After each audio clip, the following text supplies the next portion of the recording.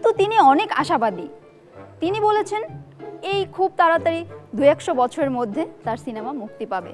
আমরা নিজেদেরকে খুবই ভাগ্যবান মনে করছি তার মতো একজন গুণী পরিচালককে আমাদের এই মঞ্চে উপস্থিত করতে পেরে। তো আমরা মঞ্চে ডেকে নিচ্ছি মোহাম্মদ ভাইকে। আসুন সবাই তালি বাজাই।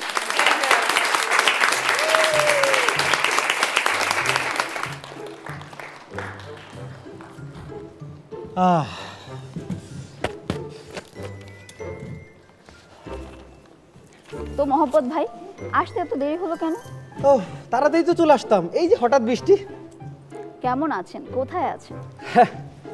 শ্বশুর বাড়ি জিন্দাবাদ, আদরের জামাই হয়ে এই বেশ ভালো আছি। আচ্ছা, আপনার সংসার সম্পর্কে কিছু বলুন। আমার তো 400 দিনের ঘর, বড় বউ ঢাকার রানী, মেজরটা তো ডাকু ফুলন, এরপরেরটা বস্তি রানী সুরাইয়া। আচ্ছা, আপনার কয় ছেলে? আমার তো 11 জন ছেলে, ওরা 11 জন। বড়টা কঠিন পুরুষ, পরটা গরিবের বাদশা, এরপরটা নবাব, তারপরে রোমিও, বাকিগুলো সব আলাল দুলাল। আপনার তো 3 মেয়ে, তাই না? ওই বড় মেয়ে ভেগে গেছে অন্যের সাথে, পরের মেয়ে সেই মেয়েটা লাট সাহেবের বেটি, তারপরেরটা মন বসে না পরের টেবিলে, সারাদিন উড়ু উড়ু করে। খুবই চমৎকার বিষয়। তো মোহাম্মদ ভাই, আমার মনে হচ্ছে দর্শক এবং আমার মনে একই প্রশ্ন জেগে উঠছে, এত পেশা থাকতে আপনি কেন সিনেমা জগৎ এলেন? সে এক পূর্ণদৈর্ঘ্য প্রেম কাহিনী।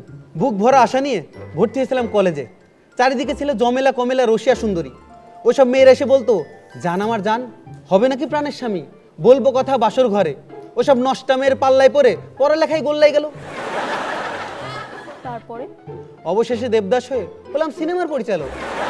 মোহাম্মদ ভাই, আপনি তো এ পর্যন্ত অনেক সিনেমা বানিয়েছেন, কিন্তু একটাও মুক্তি পেল না কেন? কিভাবে মুক্তি পাবে? চারিদিকে শত্রু, আত্মগোপন করে আছে বিষে ভরা নাগ, কিভাবে সিনেমা মুক্তি পাবে বলুন? মোহাম্মদ ভাই, আপনার পরিচালিত বিভিন্ন সিনেমা থেকে কয়েকটি উল্লেখযোগ্য সিনেমার নাম যদি বলতেন। তো উল্লেখযোগ্য সিনেমার ভেতর ধরেন, টাক মাথায় চুল গজায় না, ল্যাংড়া মাসুদ হাঁটতে পারে না, বোবারা কানে শোনে না, এবং কানারা চোখে দেখে না। আমার মনে হয় মোহাম্মদ ভাই, আপনার এই অদ্ভুত সিনেমার নামের জন্যই আপনার সিনেমা মুক্তি পায় না। ওইভাবে বলবেন না, এ ব্যথা প্রাণে সয় না।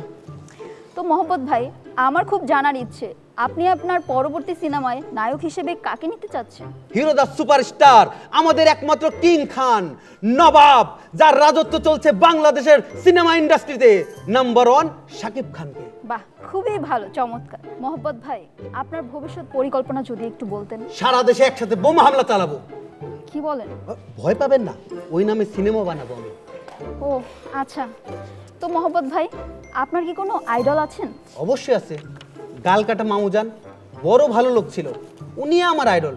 তবে এখন অবশ্য অচল পয়সা। আচ্ছা, বাদ দিন এগুলো। হ্যাঁ, আচ্ছা মোহাম্মদ ভাই, আপনি কি আমাকে কিছু বলতে চান? তোমাকেই খুঁজছি, কি দারুণ দেখতে, আহা পরে না চোখের পলক। ভালোবাসা দিবি কিনা বল, কথা দাও সাথী হবে। কি করছেন মোহাম্মদ ভাই? অনুষ্ঠান চলছে, প্লিজ। ও আমার আসলে আবেগে কাজ করছে, বিবেকে কাজ করে নাই। আচ্ছা, যাই হোক, আপনার জীবনের প্রাপ্তি অপ্রাপ্তি নিয়ে কিছু বলুন। প্রাপ্তি অপ্রাপ্তি বলতে বুকের ভেতর আগুন জ্বলে। শ্রাবণ মেঘের দিনে কত কষ্ট করে সিনেমা তৈরি করছি, কিন্তু একটি সিনেমা রিলিজ হয় নাই। বড়ই দুঃখের। তা অবশ্যই ঠিক, তবে আমার সিনেমা রিলিজ না হলেও সবাই আমাকে ডিরেক্টর মোহাম্মদ ভাই বলে, এটাই আমার বড় প্রাপ্তির। তা ঠিক, তা ঠিক।